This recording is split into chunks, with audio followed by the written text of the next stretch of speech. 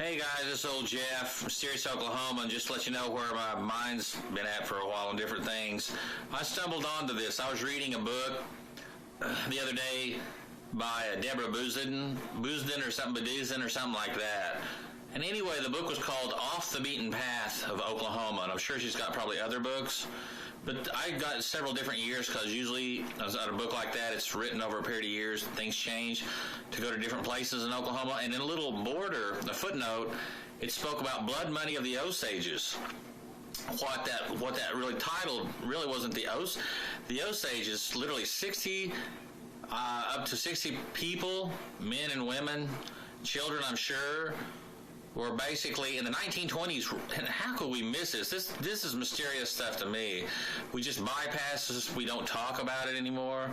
We talk about the Tulsa race riots, and I understand that in 1921, the Black Wall Street and the what happened in Tulsa, Oklahoma.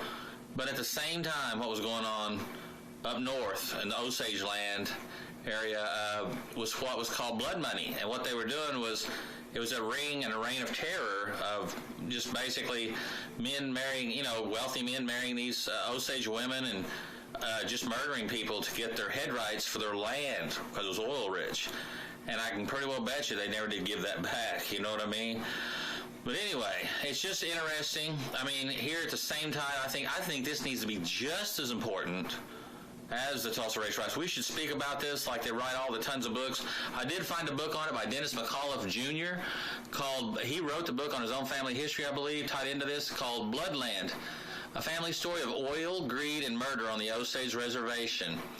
The one I read was called Blood Money, and same title. But as doing this, and I just typed in blood money in Oklahoma and Osage keywords in Google, I got this. I got Murderpedia, a book on all the murders in different time periods. And there was this guy, he's not the only one. I'm sure there's a ton of men that stay hidden in families to this day that want to talk about this. But this guy, William K. Hale, a.k.a. King of the Osage Hills, murder, mastermind of a plot to acquire Osage wealth through murder. Number of victims with him was 18 through 24. Date of murders were 1921 through 1925. Like I said, around the race riot time. Date of arrest was 26th. Victims profile, men and women. Method of murder, poisoning, shooting, explosives. Osage County, Oklahoma, USA. Convicted after 3 trials under federal laws and sent to Leavenworth Prison in Kansas. He was sentenced to life, was paroled in 1947. Get that? William Hale, the so-called King of the Osage Hills, was a U.S. cattleman and convicted murderer. Did the power play on the Indian reservation, Osage, in northern Oklahoma. He rose to prominence in the late 1800s through years of bribery, intimidation, and extortion. In 1921, he ordered the murders of his nephew's wife and mother-in-law, followed by her cousin, sister, and brother-in-law 2 years later, to contain oil head rights. Over the next few months, he killed at least 24 others who threatened to testify against him. It says here that the FBI infiltrated council and sent some undercover agents to check this out. He was convicted and imprisoned, but as you go on down, it just talks about, he can't be the only one that did this. But it was just sad to read. This to me is stuff. This is old Jeff's Oklahoma history that you're not going to learn about in the classroom hardly anymore, but by the rare few. It's just murder and mayhem all around. It's Murderpedia. If you want to look this guy up, it's William K. Hale on Murderpedia. Wealthy and rancher and oil man. And I doubt he lost any of that money, But I mean, I don't think people will want to talk about that kind of stuff as far as where it's at and that. And did the Osage ever gain their head rights back? I speak of this passionately in a sense because I pretty much the same thing was we suspect, and we just know it's true. Was my great-grandfather. He had tons of land. The full-blood Cherokee around Brushy area, the one I've spoken of him before, and his children had land, so you're talking a lot of acreage.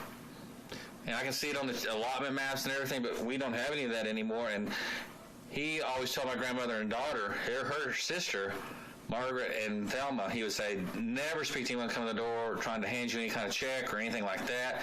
Avoid them. But his land ended up in really, businessman's hands, and they said that he sold to a white man.